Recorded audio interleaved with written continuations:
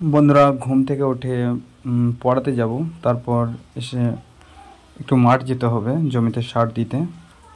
পরে একটা মক দেব, ঠিক আছে? আর মকে কত কি নাম্বার পাবো না পাবো আর কি প্রশ্ন থাকবে সব তোমাদের সঙ্গে আমি শেয়ার করব। তো আমার এই ব্লগটা দেখতে থাকো, স্টাডি ব্লগটা। এটা কি চিনতে পারছো? এটা হচ্ছে ইউরিয়া আর 10 সালফেট, মানে সালফেট আর কি। ইউরিয়া আর সালফেট, এটা সার জমিতে দেওয়া হবে। এই যে আমার জমি, এই যে আমার জমি। এই জমিটা ধান খুব ভালো হয়েছে, কিন্তু কিছুদিন আগে মানে বন্যা হয়েছিল, মানে বৃষ্টি জলের বন্যা আর কি। সেখানে জমিটা পুরোটা ডুবে গিয়েছিল। আবার চলে এলাম এই জমিতে সারগুলো ইউরিয়া সালফেট ছড়িয়ে দেব। তার জন্য ওই যে কাজ করছে। তো বন্ধুরা, ব্লগটা দেখতে থাকো। কিন্তু সমস্যা হচ্ছে একটু পরে বৃষ্টি লেগে গেল।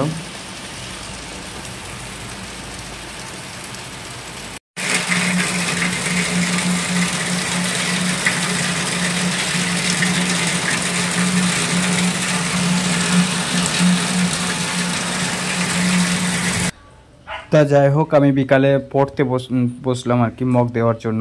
মক টেস্ট দেব পুলিশের, 100টি প্রশ্ন থাকবে। ওই যে আমার ওএমআর সিটটা খুলছি, এটা ওএমআর সিটের জেরক্স। পরীক্ষাতে এই ধরনেরই ওএমআর সিট থাকে, তো এটা আমাকে ফিল আপ করতে হবে। আমার যদিও গতবারের যে পরীক্ষাটা হয়েছিল পুলিশের, সেই পরীক্ষায় আমার খাতা মানে প্রিলিমিনারি পরীক্ষায় মক মানে আমার খাতাটা ক্যান্সেল হয়ে যায়। গোল করতে গিয়ে আমার একটা দাগ বেরিয়ে গিয়েছিল। রোল নম্বর আমি ভুল করে দিয়েছিলাম, যার জন্য। তো এবার সেই জন্য খুব ভালোভাবে প্রস্তুতি নিচ্ছি। আমি ওএমআর সিট কিনে রেখেছি, প্রতিদিন এইভাবে ওএমআর সিটে মক দিই। তো আজকে মকে কত নাম্বার পাচ্ছি না পাচ্ছি আমি তোমাদের সঙ্গে শেয়ার করব। তোমরাও যারা কম্পিটিটিভ পুলিশের জন্য বিশেষ করে প্রিপারেশন নিচ্ছ, তারা এভাবে প্রতিদিন আমার মতো ওএমআর সিট কিনে প্র্যাকটিস করে মক দিও, যাতে তোমাদের খাতা ক্যান্সেল না হয়। তো যাই হোক, দেখতে থাকো, আমি মক দিচ্ছি, দেখো।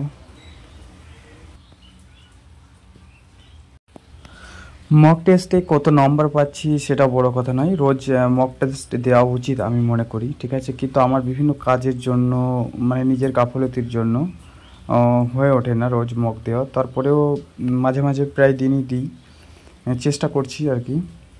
তবে নাম্বার আমার ভালো হচ্ছে না, ওই 60-50-র মাঝে, মানে 55 আর 60-র মাঝে নাম্বার থাকছে। মানে 58, 57, 56, 54 হয়ে যায় অনেক সময়। তো এই নাম্বারে আমি জানি কম্পারেটিভ আজ থেকে 2-3 বছর আগে কিন্তু এই নাম্বারে চাকরি পাওয়া যেত, কিন্তু এখন বর্তমানে যেহেতু জালিয়াতির প্রবল মানে প্রভাব আর কি, খুব জালিয়াতি হচ্ছে। তারপর পরীক্ষার্থীর সংখ্যা অনেক বেশি বৃদ্ধি পেয়েছে, তুলনামূলক ভ্যাকেন্সি কমে যাচ্ছে, যার জন্য কম্পিটিশনটা অনেক হাই হয়ে যাচ্ছে। যেহেতু রাজ্যে কোনো সেরকমভাবে চাকরি নেই এক পুলিশের চাকরি ছাড়া, সেহেতু যারা বাইরে পড়াশোনা করে সেই সমস্ত ভালো স্টুডেন্ট, ভালো ক্যাটাগরির স্টুডেন্টরাও মানে যারা ডব্লিউবিসিএস বা অন্যান্য বড় বড় এক্সামে বসে আর কি, সেই সমস্ত ছেলেরাও শুধুমাত্র সরকারি তকমা নেওয়ার জন্য, সরকারি পোশাক গায়ে নেওয়ার জন্যই পুলিশে আসছে, পরীক্ষা দিচ্ছে, যার জন্য আমাদের কম্পিটিশনটা একটু হাই হচ্ছে। আর তারপরে বয়সটা বাড়িয়ে দিয়েছে, 30 বছর অবধি সুযোগ দিয়েছে। এটা ভালো কাজ করেছে সবার জন্য, কিন্তু কিন্তু একদিকে খারাপ, যেহেতু মানে কম্পিটিশনের সংখ্যাটা বেড়ে যাচ্ছে আর কি।